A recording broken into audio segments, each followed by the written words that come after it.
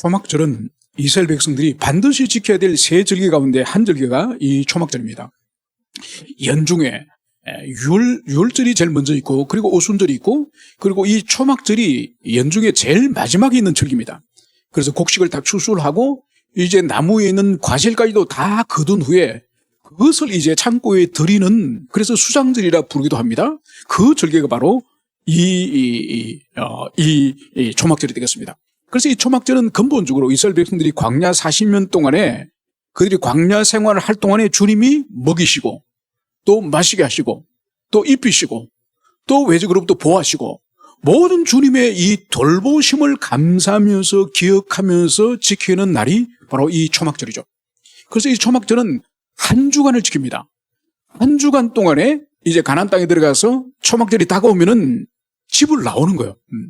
집 밖을 나와가지고 산과 들에 있는 나무 가지를, 푸른 나무 가지를 꺾어가지고 그것을 가지고 임시 쳐서 초막을 만드는 거예요. 그래서 그들의 조상이, 우리 조상들이 광야에서 40년 동안 집이 아니라 초막에, 텐트에 거주하였다는 것을 기억하면서 감사하면서 그렇게 보내는 날이 바로 이 초막절인 것이죠. 그래서 이 초막절에는 특별히 두 가지 이벤트를 이 이스라엘 백성들이 합니다. 그것이 뭔가 하면 첫 번째는 이 초막절 동안에는 이 7일 동안 제사장이 이 예루살렘 그 성전 부근에 있는 실로암 연못이 있습니다. 그 실로암 연못에서 물을 길려다가, 이 금주전자에 물을 길려다가 이것을 성전에 가져와서 성전 제단에 뿌립니다. 제단에 붓는 그 일을 하는 거죠. 이것은 뭔가 하면 광야에서 그들의 생명의 권원이 만나와 함께 물이지 않습니까? 이 생수를 주님께서 반석을 터뜨려서 그들로 하여금 끊임없이 생수를 공급해 주셨다고 하는 이 주님의 이 생명 주심, 그것을 기억하는 것이 바로 이 실로암 연못에서 물을 길어와서 성전 제단에 뿌리는 이 일을 그들이 해왔습니다. 그리고 또 하나는 뭔가 하니까 이제 이 성전 뜰 마당 가운데 여인의 뜰이라고 있지 않습니까? 여인의 뜰에 큰 황금촛대를 4개를 세웁니다. 그리고 거기 불을 밝히는 거죠. 그래서 이 불을 밝히는 의미는 뭔가 하니까 바로 이 예루살렘은 이 불로서, 빛으로서 밝힌다고 하는, 즉 이 예루살렘은 하나님의 계시, 하나님의 말씀으로 밝힌다는 의미가 바로 이 초막절 기간 동안에 이 등불을 밝히는 의미가 있는 것입니다. 여러분, 이것은 다 예표적인 모형론적인 성경 해석이 필요한 것입니다. 여러분, 특히 구약을 우리가 성경을 해석을 할 때에 모형적 성경 해석론이 아주 요결합니다. 바로 뭔가 하니까 구약에 있어서 특정한 사건과 특정한 어떤 사물은 모형이고, 그러면 실물은, 실체는 뭐냐? 바로 신약에 오실 우리 그리스도, 그분을 드러내는 것이라 볼 수 있죠. 그래서 이 초막절에도 제사장이 성전에 이제 물을 가져와서 물을 붓는, 물을 뿌리는 그 행위가 있을 그때에 주님이 이 초막절 사건에 요한복음 7장에서 뭘 말씀하셨습니까? 큰 소리로 이 성전에서 주님이 외쳤지 않습니까? 목이 마른 자는 다 내게로 오라. 내게 나오는 자는 그 배에서 생수의 강이 흘러나올 것이다. 이 외침에 대해서 사도 요한이 어떻게 해석을 했죠? 그 생수의 강은 장차 주실 성령을 일컬읍니다. 그래서 제사장들이 그 오랜 세월 동안에 이 성전 제단에 물을 붓는 그 행위는 그리스도께서 장차 오셔서 성령을 보내시는, 성령을 주시는 하나님이심을 증거하는 것이 바로 이 모형론적으로 이 성전 제단에 물을 붓는 행위죠. 그래서 주님 자신이 오셔서 내가 그토록 기다렸던 그 성령을 부어주는 내가 바로 성자 하나님이다, 이것을 증거하는 것이 바로 초막절 이 제단에 물 붓는 사건임을 볼 수 있습니다. 또 하나는 이 여인의 뜰에 4개의 등불을 밝힌다 그랬죠. 이 4개의 등불은 예루살렘을 빛으로 밝히고 이 이스라엘 백성들이 진리로, 이 계시로 밝아진다고 하는 이 의미는 오늘 우리가 마지막에 읽었던 이 12절에 보면 예수님이 이렇게 말씀하십니다. 나는 세상의 빛이니. 여러분, 예수님이 자신이 이 세상의 빛임을 선언하는 거예요. 그것이 바로 오랜 세월 동안에 이 초막절이 되면은 이 성전 마당에 이 등불을 밝혔던 그 빛, 그 빛이, 예표적인 그 빛이 실체로 이 세상의 로고스였던 그분이 빛으로 오신 분이 바로 그리스도 예수임을 증거하는 것이 바로 이 구약의 성전 마당에 불을 비춘 일이라는 것을 볼 수 있습니다. 그래서 구약의 어떤 사건들이나 어떤 사물들이나 어떤 그런 것들을, 인물을, 이 그리스도를 실체로 하는 모형론적으로 해석을 하는 것이 바르다는 것을 여러분들이 이해하시고, 이제 오늘 이 초막절이 이제 끝났는데 이 끝나는 시점에 또 다른 사건이 오늘 연결됨을, 그것을 우리가 살펴보고자 합니다. 오늘 53절과 1절과 2절은 이제 사람들이 다 이제 초막절을 파고 집으로 돌아갔음을 말씀하고 있습니다. 그러면서 예수님은 감람산으로 가셨습니다. 그러니까 갈릴리로 가시지 않으시고 계속적으로 남아 계심을 볼 수 있죠. 그래서 예루살렘 감람산에 가셨음을 볼 수 있습니다. 그래서 여러분, 복음서에는 주님께서 예루살렘에서 계실 때에 보통 두 군데에서 주님이 거하시는 걸 볼 수 있습니다. 하나는 대단히 이 시몬의, 이 마리아와 이 마르다 집안에서 주님이 머물 때가 있고, 또 한 장수는 이 감람산. 그래서 복음서에는 주님께서 습관을 따라서 감람산에 기도하러 가시다, 이렇게 기록한 목적을 볼 수 있죠. 그래서 이 초막절이 끝나고 주님께서는 감람산으로 가셔서 기도하시고 이튿날 아침에 다시 성전으로 나오셨습니다. 그래서 백성들을, 이제 앉아서 백성들을 가르치고 있음을 볼 수 있습니다. 바로 이 상황에 오늘 이 사건이 벌어집니다. 오늘 3, 4절에 서기관들과 바리새인들이 음행 중에 잡힌 여자를 끌고 와서 가운데 세우고, 오늘 주님이 성전에서 지금 가르침을 하고 있는데 이 성전에 바리새인과 이 서기관들이 음행 중, 즉 간음을 하다가 현장에서 체포된 여자를 이 성전에 예수님이 있는 곳까지 끌고 온 거예요. 여러분, 이 여성이 간음을 하다 잡혔으면은 해당되는 그런 재판을 받고 벌을 받을 수 있는 그런 곳으로 가야지 왜 성전으로 끌고 옵니까? 그리고 성전에 와서 또 예수님에게 끌고 옵니까? 아무튼 주님 앞에 이 여자를 세워놓고 이들이 예수님에게 이렇게 말합니다. 선생이요, 이 여자가 간음하다가 현장에서 잡혔나이다. 그래서 이 여자를 끌고 온 그 이유를 오늘 이 바리새인과 서기관들이 말하는 것을 볼 수 있습니다. 여러분, 오늘 이 여자의 죄는 간음죄예요, 간음죄. 여러분, 우리가 알다시피 간음죄는 십계명 가운데서도 7번째 해당되어지는 아주 엄격하게 다루는 죄가 바로 이 간음죄죠. 그래서 이 간음죄는 문자적인 의미는 이 배우자가 있는 남성이 또 다른 배우자가 있는 여성과의 그런 성적인 관계를 맺는 것을 말하는데, 그런데 성경이 말하는 것은 이 문자적인 의미를 훨씬 넘어서 포괄적인 의미의 간음죄를 성경이 말하고 있는 것을 볼 수 있습니다. 그래서 이것은 하나님께서 부부와 혼인의 관계를 배제한, 하나님 허락한 유일한 성은 혼인과 이 부부의 관계 외에 모든 그 질서 밖에 있는 모든 성관계가 성경은 간음으로 그렇게 말씀을 하고 있습니다. 그런데 구약 성경에서는 간음의 죄를 이 성적 접촉을 의미하는 것처럼 보이지만은 산상수훈에서 우리 예수님께서는 간음의 죄를 새롭게 해석을 해주지 않습니까? 그 새롭게 해석하시는 것이 바로 뭔가요? 주님께서는 육체적으로 이 결합하는 것을 넘어서서 마음으로 여자를 보고 음욕을 품는 자는 이미 간음하였습니다. 형제를 미워하는 자는 이미 살인하였습니다. 그래서 진정으로 이 십계명과 이 계명의 정신은 단순히 실행하지 않는다고 해서 죄가 성립하지 않는 것이 아니라, 실행은 당연히 포함될 뿐만 아니라 마음으로 형제를 미워하거나 마음으로 여자를 보고 음욕을 품는 이것조차도 우리 주님께서는 그것이 간음이요, 그것이 살인이다, 이 말씀을 하는 그것을 볼 수 있습니다. 그리고 훨씬 더 포괄적인 의미에서 우리 그리스도인은 이 간음에 대해서 생각을 해야 되는 것입니다.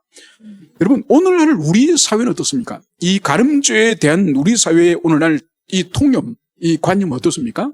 여러분, 2015년도 2월에 헌법재판소에서 이 간통죄, 이 간음의 이 죄는, 이것은 지극히 개인적인 문제고 국가가 이 성의 문제를 가입할 영역이 아니므로 이 간통죄는 인간의 성적 자기결정권을 침해하고 사생활의 비밀을 침해하므로 헌법에 위반된다.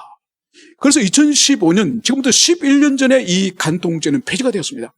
이게 세상법이에요, 세상법. 그러나 우리 주님께서는 마태복음 5장에서 뭘 말씀하셨습니까? 주님께서는 천지가 없어지기 전에는 율법의 1.1획도 없어지지 아니하리라. 여러분, 세상법은 때로는 새로운 법을 만들기도 하지만은 기존의 법을 또 합의하여서 폐지하기도 하는 거예요. 그러니까 세상의 법이거나 세상의 도덕이거나 세상의 윤리는, 이거는 가변적인 거예요. 그래서 과거에는 전혀 법이 규율하지 않는 것도 현재는 규율할 수 있고, 과거에는 때려 죽이던 그런 엄격한 그런 형벌을 받는 죄랄지라도 또 현대사회는 전혀 문제가 되지 않는 것처럼 여러분 세상의 법이나 도덕이나 윤리는 가변적이에요. 그런데 주님께서 친히 말씀하셨던 것처럼 천지가 없어지기 전에 하나님의 이 계명 율법은 1.1획도 없어지지 아니하리라. 그래서 우리는 하나님의 말씀을 쫓는 사람이지 이 세상의 법이나 세상의 도덕과 윤리를 쫓는 사람이 아니라는 것을 이것을 여러분들이 가슴에 깊이 새기시길 바랍니다. 그러면서 이제 이 인간들은 이 바리새인과 서기관들이 와서 주님께 이렇게 5절에서는 이야기를 합니다. 모세는 율법에 일한 여자를 돌로 쳐라 명하였거니와 선생은 어떻게 말하겠나이까. 여러분 오늘 모세 율법을 근거로 하여서 이 사람들 한 말은 모세는 이러한 이 현장에서 잡힌 이 간음자는 돌로서 쳐 죽이라고 했습니다. 그런데 선생은 어떻게 말할 것입니까? 오늘 주님에게 오늘 이 말을 하는 것을 볼 수 있습니다. 여러분 여기서 우리가 볼 수 있는 것은 이 상황이 자연스러운 상황이 아니에요. 여러분 모세 율법에서는 간음을 했을 경우에 이 배우자 외에 정인이 2명이 있어야 돼요. 정인이 2명이 있어야 이것이 사건으로서 재판을 할 수가 있는 것이고, 그리고 무엇보다도 이 모세의 계명에는 간음을 하면은 2 남녀를 현장에서 쳐 죽이라 그래요. 그런데 남자는 어디 갔습니까? 남자는 사라졌습니다. 그래서 아무튼 이 사건은 일종의 어떻게 보면은 과장하였거나 아니면은 어떤 공모가 있어서 다른 저희를 가지고 이 사건을 만들었을 가능성도 있습니다. 아무튼 요한은 이들의 방문과 이들이 지금 예수님께 모세는 돌로 쳐라 했는데 당신의 뜻은 무엇입니까? 이것을 물은 것은 요한은 6절에서 이렇게 해설합니다. 그들이 이렇게 말하면 고발할 조건을 얻고자 하여 예수를 시험함이로라. 요한은 이들의 행동의 이 배후에 있는 이 음모를 오늘 정확하게 말합니다. 그것은 바로 예수님을 고발할 조건을 얻고자 예수님을 지금 시험하기 위하여서 오늘 이 여인을 끌고 왔음을 이것을 볼 수 있습니다. 여러분 오늘 여기서 우리가 볼 수 있는 것은 만약 이 여자를 진짜 심판하여서 그 죄에 대해서 형벌하기를 원하면은 이미 이 사람들은 바리새인이고 율법학자들이요. 다 모세의 법을 다 아는 사람이에요. 그냥 그 자리에서 쳐 죽으면 되는 겁니다.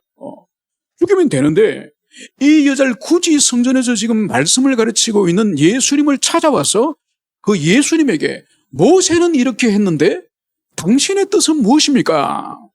이것을 물어보는 거죠. 그래서 요한은 이것이 결국은 어떤 저의가 있음을 바로 주님에게 올무를 걸고 주님에게 함정에 빠뜨리기 위한 이들의 음모라는 것을 요한은 이렇게 말씀을 하고 있습니다. 그런데 오늘 이들의 행동에 대해서 오늘 6장 하반절에 보면 예수께서 몸을 굽히사 손가락으로 땅에 서시니 그들이 묻기를 마지 아니하시니라. 여러분 지금 이 질문 앞에 주님의 행동은 뭔가요? 주님은 갑자기 가르침을 멈추시고 오늘 몸을 굽히시고 손가락을 땅에 이제 뭔가를 쓰고 있습니다. 여러분 여기서 서다는 이 동사 이 단어가 서다라고도 되어 있지만 해석할 수도 있지만 그리다라고도 해석할 수 있습니다. 아무튼 대부분 성경에서는 그리다라기보다는 쓰는 것으로 그렇게 해석을 번역을 하고 있습니다. 도대체 뭘 쓰시는지 주님께서 말씀을 하지 않으시고 침묵 가운데서 지금 땅바닥에 뭔가를 쓰고 있음을 볼 수 있습니다. 그래서 7절에 그들이 묻기를 마지 아니하는지라. 계속적으로 주님에게 질문하는 거죠. 모세의 의견은 이런데 당신의 생각은 뭡니까? 당신의 뜻을 말하십시오. 계속 주님을 채권하면서 답변을 하도록 하는 이것을 여기서 볼 수가 있습니다. 여러분 오늘 주님께서 손가락으로 땅을 쓰신다가 땅에 뭔가를 쓰신다고 하는 이것이 2번씩이나 등장합니다. 7절에서도 등장해요. 그런데 도대체 주님이 땅에 뭘 쓰셨나? 여러분 주님은 살아계실 때에 한 권의 책이나 한 장의 파피루스 종이라도 글을 남긴 적이 없습니다. 주님은 일체 기록을 남긴 분이 아닙니다. 그런데 주님이 유일하게 쓴 것은 땅에 쓰신 거예요. 그래서 도대체 뭘 쓰셨을까? 많은 사람들은 이것을 궁금해합니다. 그런데 우리는 알 수가 없어요. 성경이 뭘 쓰셨는지 말씀을 하지 않습니다. 그런데 유일하게 아르메니아어로 된 아르메니아 신약 성경에는 이 부분을 기록하고 있습니다. 그게 뭔가 하니까 주님께서 쓰다라고만 되어 있지 않고 주님께서 이 고소자들의 죄를 썼다고 기록을 하고 있습니다. 문제는 아르메니아 성경 외에는 다른데 일체 그것을 기록하고 있지 않기 때문에 그것은 우리가 믿을 수가 없습니다. 아무튼 주님께서는 뭔가를 지금 서시면서 침묵을 하고 있는 거죠. 이 침묵의 의미가 뭘까요? 이것은 바로 이들로 하여금 성급한 정죄와 판단을 지금 보류시키는 거예요. 보류시키고, 그리고 이들로 하여금 이 여인을 향해서 정죄하고 지금 판단하고 이런 자신의 악행을 스스로 돌아볼 수 있는 기회를, 시간을 주님이 지금 주시는 것을 볼 수 있습니다. 그리고 드디어 주님께서는 이들이 계속적으로 재촉을 하니 어떻게 합니까? 주님께서는 이제 몸을 일으키시고 너희 중에 죄 없는 자가 먼저 돌로 치라. 바로 주님께서는 오랜 침묵을 깨시고 드디어 입을 여셨는데 너희 중에 죄 없는 자가 먼저 돌로 치라. 주님의 말씀은 이 말씀을 하신 것을 볼 수 있습니다. 여러분, 지금 이 바리새인과 서기관들이 가지고 온 올무가 뭘까요? 여러분, 이들이 가진 올무는 두 가지 올무예요. 하나는 로마법의 올무요, 하나는 사내들인 이 유대교의 법의 올무입니다. 그러니까 먼저 이들이 기대하는 것은 모세 율법대로 기록된 대로 돌로 쳐 죽여라. 여러분, 이렇게 말을 하게 되면은 어떤 데미지를 주님이 있게 되죠? 여러분, 주님은 지금까지 원수도 사랑하라고 가르치셨어요. 그렇게 가르치신 분이 여인을 돌로 쳐 죽이라고 말하면은 이 주님의 이 사랑의 이 정신과 여인을 향해서 율법대로 쳐 죽이라는 것은 충돌될 수밖에 없죠. 그래서 주님은 당신의 이 가르침과 역설되어지는 충돌되어진 이 결론에 이를 수밖에 없습니다. 또 하나는 이 돌로 쳐 죽이라고 말할 때에 또다시 이들이 원하는 올무가 뭐냐? 여러분, 사람을 쳐 죽일 수 있는 것은 유대 땅에서 아무도 할 수 없습니다. 오직 로마 황제의 대리인은 이 총독만이 사람의 생명을 빼앗을 수 있도록 사형을 선고할 수 있지, 이 유다 땅에 어떤 이 유대인들도 사람의 생명을 빼앗을 수 없는 거죠. 그런데 만약 우리 주님이 모세 율법대로 그 여자를 돌로 쳐라, 그러면 그 여자는 돌에 맞아 죽겠죠? 그러면 어떤 일이 벌어집니까? 로마 총독만이 유일하게 할 수 있는 사형의 이 선은, 이 권한을 주님이 가로채게 되는 거죠. 그러면 이것은 뭔가 하니까 주님이 그 여자를 죽이도록 명령한 살인의 교사범이 되는 거죠. 살인의 교사범이 되고 이 총독의 권한을, 직권을 침해했기 때문에 주님은 반드시 로마 당국에서 죽임을 당하는 거죠. 이것이 그들이 원하는 함정이고, 두 번째는 뭔가 하니까 만약 살려주라, 그 자를 용서하고 살려주라, 보내주라. 여러분, 이름이 뭐가 문제죠? 신명기와 이 레위기에 있는 이 간음자에 대한 반드시 돌로 쳐 죽이거나 불에 태워 죽이라고 하는 이 끔찍한 이 형벌을 우리 주님은 짓밟는 거죠. 그렇기 때문에 주님은 사내들이네, 이제는 법정에 다시 서게 되는 거죠. 그래서 주님은 그 여인을 돌로 쳐 죽이라 그래도 주님은 죽음을 면할 수가 없고, 그 여자를 풀어주라고 용서해주라고 말하더라도 주님은 이 죽음을 주님은 피할 수 없는 거예요. 그래, 이 올무를, 이 로마법과 이 유대교의 이 올무, 이 두 올무를 가지고 지금 주님을 찾아온 거예요. 주님은 이걸 선택해도 죽음을 당하고 저걸 선택해도 죽음을 당하는 이 상황에 놓은 거예요. 그러면서 이들이 주님이 도대체 어떤 발언을 하느냐, 주님의 입술에 무슨 말을 하느냐, 이걸 이들이 지켜보고 있는 거죠. 그때 주님께서는 죄가 없는 자가 먼저 돌로 치라. 주님은 이 말씀하시는 거죠. 여러분, 죄가 없는 자가 먼저 돌로 치라.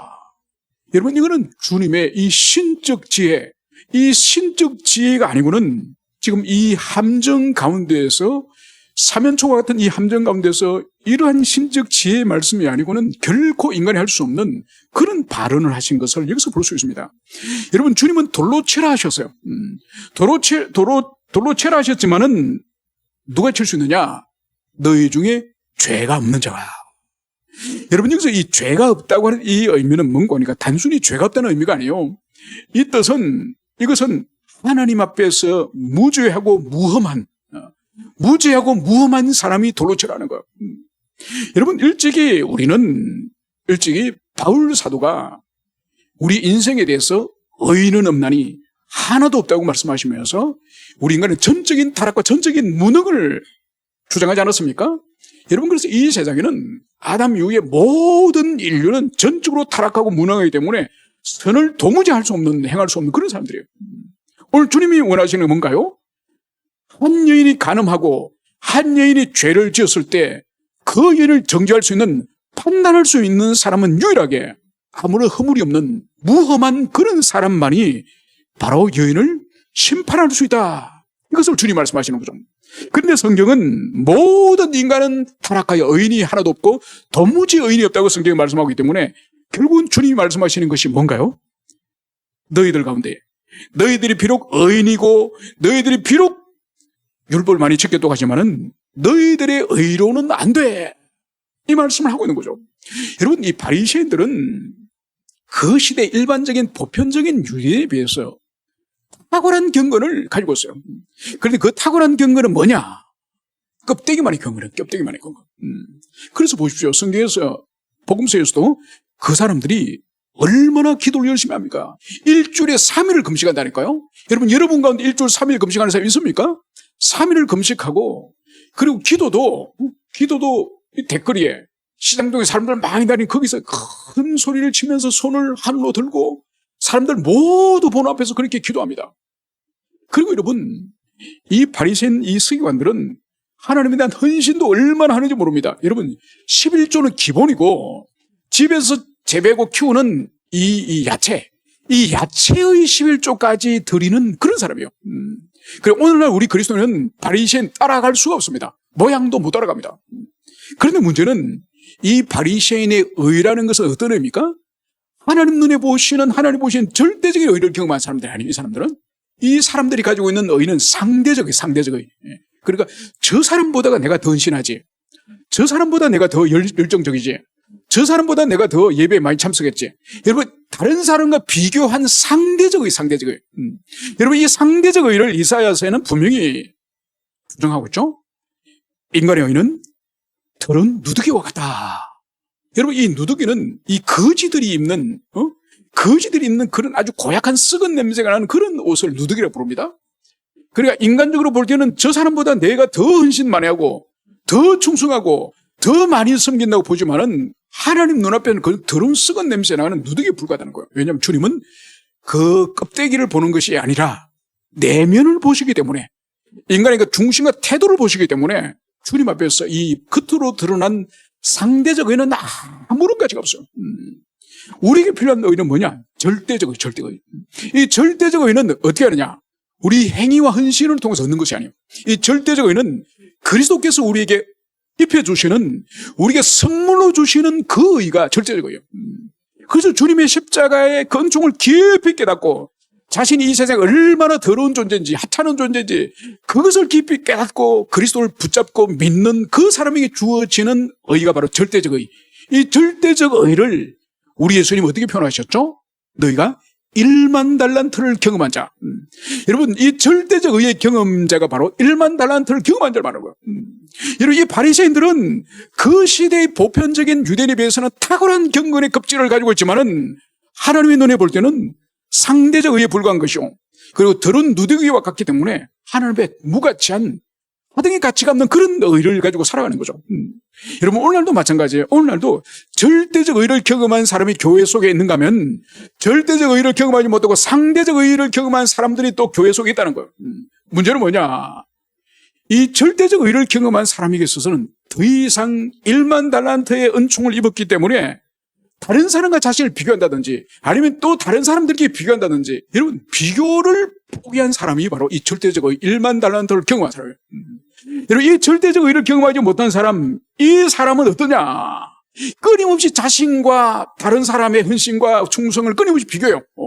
그리고 자신이 우쭐해서 교만을 가지거나, 안 그러면 자기보다 더 탁월한 외형적인 의를 가진 사람들 앞에 열등의식을 느끼거나. 여러분, 이런 사람은 이 절대적 의를 경험하기까지는 절대로 자유할 수 없어요. 영원히 자유할 수가 없어요. 끊임없이 하나님의 절대적 의를 경험한 사람, 하나님이 자신의 유일한 인생의 관중이시고 유일한 하나님께서 우리 인생을 바라보시는 그런 분이시지만은, 이 상대적 의를 경험한 사람은 끊임없이 자기를 자기가 평가해요. 자기가 또 다른 사람을 평가해요. 그래서 자기보다 못한 사람은 비난하거나 정죄하거나 판단하고 자기 자신이 대견스럽게 생각하고. 여러분, 이런 사람은 신앙이 자랄 수가 없어요. 영혼이 변화될 수가 없어요. 교회 속에 제일 불쌍한 사람이 이런 사람이에요. 평생을 교회 속에 있고 평생을 섬겨 평생을 헌신하면서도 은총을 누리지 못하고 1만 달란트를 경험하지 못하고 늘 껍데기만 붙들고 이 신앙생활하는 사람이 바로 오늘 여기서 등장하는 이 바리새인들이에요. 그래서 이 바리새인은 오늘 어떤 짓을 하죠? 한 여인의 생명과 또 모세 율법의 하나님의 말씀을 이용하여서 주님을 죽이려고 하는 거예요. 얼마나 사악합니까? 한 불쌍한 여자, 지금 수치와 이 모멸감과 두려움 속에 있는 이 여자를, 이 생명을 이용하고 또 하나님의 말씀을, 모세 율법 말씀을 빌려와서 우리 주님을 지금 죽이려고 하는 이 사악한 사람이 바로 그 시대의 신학자, 율법학자, 이런 사람이라는 것을 볼 수 있습니다. 여러분, 그래서 이것은 오늘날도 재현될 수 있는, 오늘날도 교회 속에서 계속될 수 있는 그런 일임을, 이것을 여러분들이 가슴 깊이 새기시길 축원합니다. 그러면서 오늘 주님께서는 오늘 너희들 가운데 죄 없는 자가 먼저 치라, 이 말씀을 듣고 오늘 9절에 보면 양심의 가책을 느껴 어른으로 시작하여 젊은이까지 하나씩 나가고 오직 예수와 그 가운데 섰는 여자만 남았더라. 여러분, 여인을 돌로 쳐 죽이려고 하는 이 살기등등하고 그리고 주님을 올무에 지금 걸어서 넘어뜨리려고 주님의 입을 지금 주목하던 이들에게 예수님의 이 말씀, 예수님의 권세의 이 말씀이 그들의 심령과 양심을 찌른 거예요. 그래서 주님이 침묵 가운데서 땅에 글을 쓰고 있는 동안에 이들은 주님의 그 말씀이 자신의 심령을 찌르면서 자기 영혼과 자기 내면을 돌아보는 이 역사가 일어나는 것을 볼 수 있습니다. 그래서 자기를 이제 성찰하며 자기를 돌아보며 그러면서 자신의 이 죄를 발견하지 않겠습니까? 그러면서 여기저기서 돌을 떨어뜨리는 소리가 툭툭 들리면서 한 명, 두 명 자리를 떠나고 있음을 오늘 요한은 그것을 기록하고 있습니다. 그래서 오직 예수와 그 가운데 섰는 여자만 남아더라. 그래서 오늘 이 현장에서는 더 이상 다른 사람이 있는 것이 아니라 우리 주님과 이 여인만 둘이 남았음을, 이것을 여기서 말씀을 하고 있습니다. 오늘 주님께서는 10절에 자리에서 일어나십니다. 그러면서 여자 외에 아무것도 없는 것을 보시고 이르시되 여자여, 너를 고발하던 그들이 어디 있느냐? 너를 정죄하던 자가 없느냐? 오늘 주님은 이 여인을 향해서 여자여, 우리의 성경은 여자애라고 번역하고 있지만 이 귀나이, 이 여자애라고 하는 이 귀나이는 아주 공손한 부름이에요. 여자를 향해서. 그래서 나중에 십자가에서 주님이 달리셔서 밑에 요한과 마리아 어머니를 향해서 부를 때 어머니요, 이 요한이 당신의 이제 아들입니다 말할 때 그때 귀나이, 여자여 이렇게 불러요. 그리고 가나 혼인잔치에서도 마리아를 향해서도 여자여, 지금이 나와 무슨 상관이 있나이까? 그때도 귀나이 이 단어를 써요. 여러분, 자기 어머니를 향해서 부르셨던 그 호칭을 지금 이 간음죄에 의해서 지금 생명의 위협을 느끼고 수치와 모멸감을 느끼고 이 두려움 속에 있는 이 여인을 향해서 주님께서 여자여 귀나이 이렇게 부르는 거예요. 여러분, 여기서 볼 수 있는 것이 뭔가요? 이 여자는 지금 간음죄를 저지른 죄인이고 죽음마땅한 죄인이에요. 이 죄인을 향해서도 주님께서 인격적으로 대우하시면서 그 여자를 향해서 오히려 이렇게 보면 친절하게 여자여 이 말을 하는 것을 볼 수 있죠. 여러분, 이것이 뭔가 하니까 사람을 지으신 창조주께서 인간을 향한 이 애정과 인간을 향한 이 지금 어떻게 보면은 이 작은 새가 두려워서 벌벌 떨고 있는 이 새 같은 이 여인을 주님이 품어주시면서 여자여 이렇게 말하는 것이죠. 여러분, 이때의 이 주님의 이 심령이 주님이 우리 모든 교회된 우리 인간들끼리 서로가 가지기를, 서로가 나누기를 원하시는 그 심령이란 이것을 여러분들이 기억하시기 바랍니다. 그래서 예수님이 사람을 다루시고 사람을 대하는 그 태도는 그 태도를 우리도 배우고 우리도 담기를 원하신다는 이것을 여러분들 기억하셔야 됩니다. 그래서 이 요한복음 4장에도 보세요. 그 사마리 우물가 여인에게 그 인간의 그 가장 수치스럽고 깊은 그 남편의 문제, 그리고 그 사생활에 5번씩이나 이혼당한 그 부끄러운 문제, 그 문제를 주님께서는 깊이 다루시고 상담하기 위해 어떻게 합니까? 12명의 제자를 다 동네로 보내버리시죠. 오직 주님 혼자서 그 여자를 독대하면서 그 영혼과 그 사생활의 그 부끄러운 모습을 주님이 친히 목양하지 않습니까? 그렇게 세심하게 인간의 그 약점과 부끄러움과 연약함과 치욕을 그렇게 어루만지시면서 다루시는 것처럼 오늘 자신이 죽을 수 있는 이 심판의 자리에서 부들부들 떨고 있는 이 여인을 향해서 주님이 귀나이 여자여 얼마나 죄인과 약점이 있는 인간을 향해서 다가가시는 주님의 이 손길, 이 은총이 얼마나 큽니까? 여러분, 이러한 태도와 이러한 마음은 모든 그리스도 안에 있는 자들이 다른 지체를 향해서, 다른 가족을 향해서, 다른 교우를 향해서, 이 세상 사람을 향해서 주님은 다 가지기를 원하는 것. 이건 주님만의 태도가 아니라 주님으로부터 시작된 이 인간 사랑에 대한 이 표현, 여러분, 이것은 주님이 진정으로 아버지를 사랑하시기 때문에 아버지와의 그 사랑의 관계를 가지고 지금 이 여인을 이 사랑으로 섬기는 이것을 볼 수 있습니다. 여러분, 우리도 마찬가지예요. 우리도 주님으로부터 한없는 1만 달란트의 그 은총을 입었기 때문에 100데나리온이나 1000데나리온 그건 우리가 문제가 되지 않는 거예요. 그래서 그것을 우리가 적용하고 실천하고 살아내기를 바라신다는 이것을 여러분들 가슴 깊이 새기시길 바랍니다.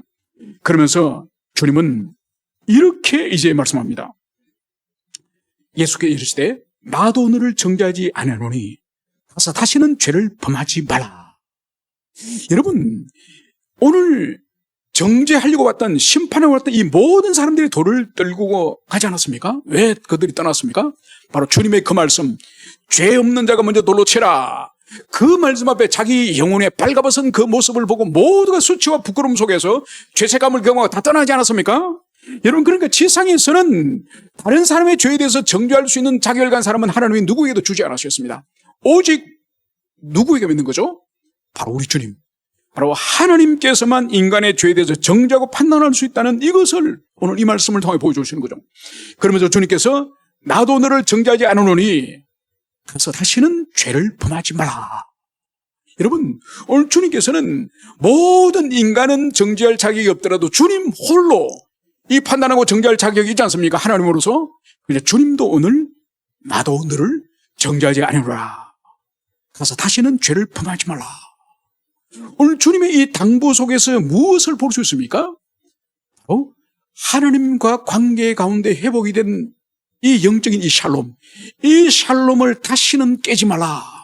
다시는 범죄하지 말라. 이 주님의 당부를 여기서 볼 수 있습니다. 여러분, 그래서 우리에게 필요한 것도 마찬가지입니다. 주님의 죄 사함의 용서를 우리가 경험했다고 한다면은 끊임없이 죄와 저항을 해야 되는 거예요.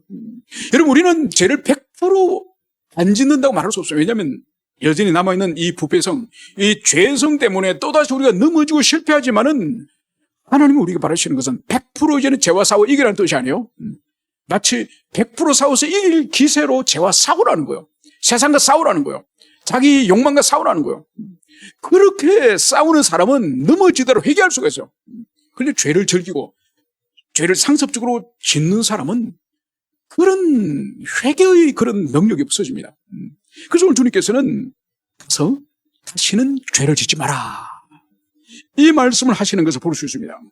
그러면서 마지막 우리가 오늘 읽었던 본문 12절, 예수께서 또 말씀하여 이르시되 나는 세상의 빛이니 나를 따르는 자는 어둠에 다니지 아니하고 생명의 빛을 얻으리라.